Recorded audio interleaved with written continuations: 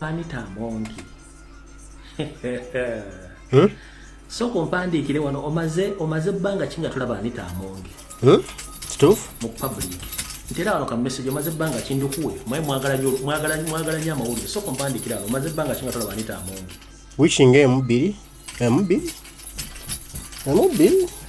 Zoera. Wishing those on game. Omaze banga chinga tulaba Anita Mongi. So kuwandike wano. Switching game.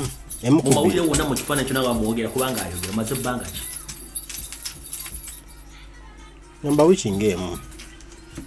Alabika awumuddemu. Mwangu budde tuyina buto tulina essaawa 2.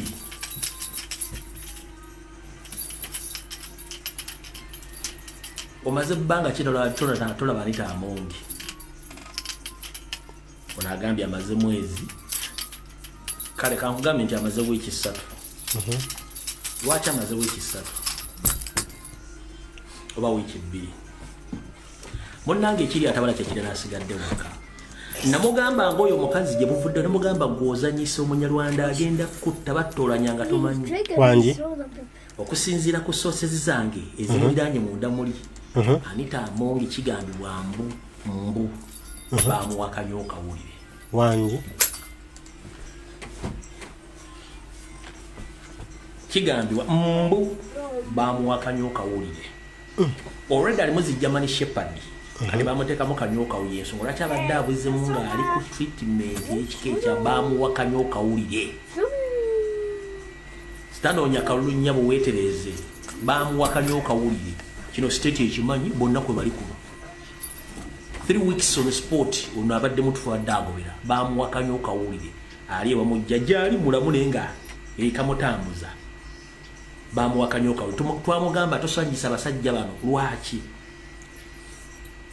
Okumanya Kyagulanyi w'amaanyi. Ate teweesiganga Munyarwanda group ya Museveni. Bulijjo balina opposition eyawe gye baateekawo. Okuva Robert Kyagulanyi Center on the National Platform bajja. N'abayuuza. Akalu kalinga Kyagulanyi tannajja. Badda bwe basetting opposition yabwe nga ya Museveni. Omwajira mama babazi balo bampogamana bandi bonna libagira bavuganya Museveni ne baddayo. Guess what? Batudde ne bakola assessment bagamba nti akasajja kacyamu kagenda tukuba tukoze tutya. Yensonga lwaki buli mbwe enkadde yonna ya NRM ekomyewo n'abaali beyita nti baali bavuganya NRM. Tebakomyewo nti baagala babagambye mujje tugatta amaanyi akasajja katuli bubi. Gwe teweebuuza emirambo egyali gyafa baagiziza gyavudde mu limbo ne bajambaza gikomye okusaba kaadi mu NRM. Obadde teweebuuza lwaki?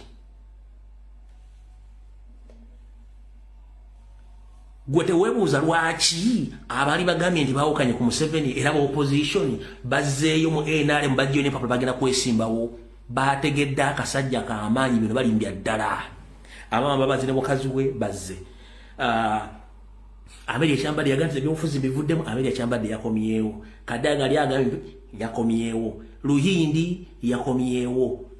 N'omusajja mukodomi wa Museveni Emre tumukunde ne akomawo n'abala. Kitegeeza akasajja kabatuddemu. Kye kibazizza bonna. Balaba ekintu kigenda kwe kuyita emmundu zaabwe zonna enkadde ezaali zigembu zeefudde z'opposition zidde. Kati buuzo yali RDC Werubaga, Deputy RDC Werubaga. Eyagamba mbu ye tagenda kukiriziganya kola mu government bali banguzi nalumba Sipiika Anita Mongi simanyi biki yavuddeyo nga naye yeetonda naye azzeeyo ku kima kaadi bwagenda kwesimbawo. Omujjukira omusajja eyito oyo yali Deputy RDC wa Museveni Erubaga oyo yeeyita omuvubuka naye teyagiye empapula kubanga pressure bali bubi. Mukitegedde bulungi. Tuwadde films zileta Margaret ziwo omugenzi emyaka nga 20 bagaba mu politics yakoma kubeera mu yala nga ne Margaret ziwazze mbwakono nakawa yafiiriddwa Cedric azemu kubaziwa ko kitegeeza nti abasajja n'abakazi babagambye mukomeewo ekintu kigenda mukomeewo. Yes bulola we bali misakada ne bulola yenyini yagamba simata kusobola kukola mu government yabali banguzi nalumba Sipiika Anita Mongi teyakomyewo enguzi yavuddewo. Efuga bimwe nale mu yaweddewo abali baganti bavudde mu NRM kitegeeza nti mmwe ekintu kye mulimu temukitegeera. One, bano abasajja bonna missoni yaabwe bagamba nti nedda tetugenda kukkiriza naye nga akasajja kabali bubi. Yetugenda nti akasajja katuno kanyogera mitala wa mugga nga tekannakutuukako. Kati bonna abakadde bonna mu NRM bakomyewo kubanga bakimanyi akasajja ejjadde akasajja kakambwe. Gwe wamma akasajja kakambwe naye omanyi nti n'obuzibu Sipiika Ntamonge muwa obutwa obugambibwa nti bwamuweereddwa kyavudde katambi akafuluma emabega kaawo. Akatambi we yayogerera ebigambo ebiwanvu nga ebisongovu ng'ayogera ku Bannarwanda nga bayisaamu amasa bavumaavuma agabatemu nnyo babbi nnyo babba ebintu byabwe. Kisoko kawuli akatambi ako katrendinga nnyo nga Ntamonge mbu ng'agamba Gen. Museveni mutemu ng'amogerako bingi. Kandi wekavuddeko obuzibu muwa obutwa. Museveni says he has apologized to the Baganda. He behaves as if that is the only part of the country he offended. Museveni burned a full train of human beings. In Teso. Set a train on fire. Yes, in Teso, in Mukura. Set a train on fire and killed people in a bus, in a train. There is a university in Teso called SURVE University. Directly opposite that university, there is a swamp. Almost 1,000 people were killed by the Banyarwanda who came to help him and were all thrown in a swamp in front of that university. The children of Karamoja, you had me, let me repeat it. Almost 1,000 people were collected from different areas of Teso and were dumped in a place called Apaltunga. Apaltunga, actually, if you translate it, it means we have given up because they have taken our people to kill. Banyarwanda killed people there. They came and stole our cows. Someone comes that he's taking care of a cow. Even a calf, when it's born, a Munyarwanda will go and dig a hole, bury half of the body of the calf and leave the head up. After 3 days, they will pull it out and the calf will have changed color. And then they take it and own it. The children of Karamoja, today they are the ones begging for food because they are malnourished. When their parents had cows, everybody would laugh that those children are naked, but you'd never hear that they have diseases. Why? They are taking milk, they are eating every other thing, and they are looking healthy even when they were naked.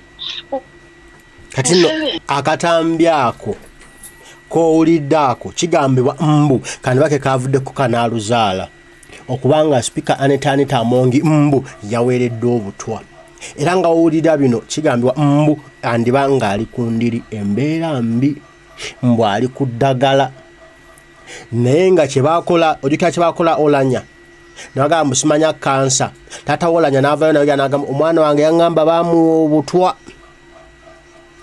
banji babyewakana Museveni n'abyewakana ne taata n'abyogera nga Museveni amuli maaso bw'ati namugamba omwana wange yaŋŋamba wamuwa obutwa babivunvubika bammawu baani abo babivunvubika ne Sipiika Amonge naye n'abivunvubika amu tekisoboka who can poison Olanya who was he okitegedde n'agaana okugenda mu office Olanya gye yali atulamu nga Sipiika naga sijja kutuulamu nja kusigala mu ya deputy speaker eyo taye bwagendeyo sijja gituulamu sinze situula mu office z'abamirambo kati naye very soon yandifuuka omulambo mbu kubanga obutwa bukambwe nnyo mbu era mbu bwandi mulwadde ekirwadde kya kansa mbu ng'ekyatta Olanya mbu tawona ogenda kuwulira zigenda kudda